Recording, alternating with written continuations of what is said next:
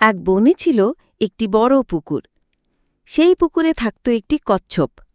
তার সঙ্গে বন্ধুত্ব ছিল দুটি হাঁসের।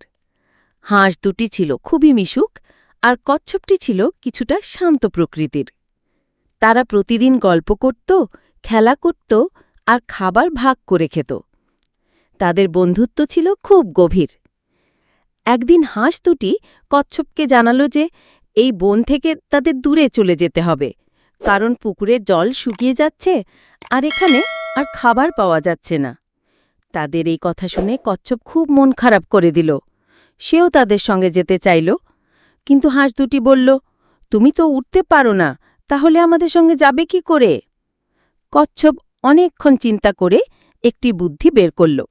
সে বলল, তোমরা দুজন একটা শক্ত লাঠি তোমাদের ঠোঁট দিয়ে ধরবে, আর আমি লাঠিটা মাঝখানে মুখ দিয়ে কামড়ে ধরব। এভাবে আমি তোমাদের সঙ্গে উড়ে যেতে পারব। হাঁস দুটি প্রথমে একটু ইতস্তত করল।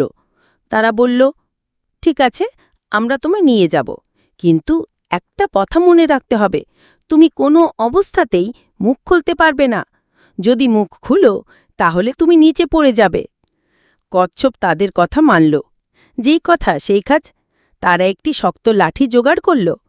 হাঁস দুটি লাঠির দুই প্রান্ত ঠোঁট দিয়ে ধরল, আর কচ্ছপটি মাঝখান থেকে লাঠিটি কামড়ে ধরল। তারপর তারা উড়তে শুরু করল।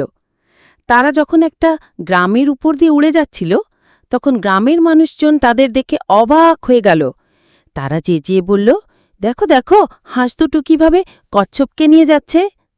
মানুষের কথা শুনে কচ্ছপ খুব খুশি হয়ে গেল। সে ভাবল, আরে, ওরা আমাকে নিয়ে এত কথা বলছে কেন? আমি ওদের একটু বুঝিয়ে বলি। এই ভেবে কচ্ছপটি যেই মুখ খুলতে গেল, অমনি লাঠি থেকে তার মুখ ফসকে গেল। সে সোজা মাটিতে পড়ে গেল এবং মারা গেল। গল্পের শিক্ষা: এই গল্প থেকে আমরা শিখতে পারি যে অন্যের কথায় কান দেওয়া উচিত নয়। যারা তোমার ভালো চায় তাদের পরামর্শ সব সময় মেনে চলা উচিত।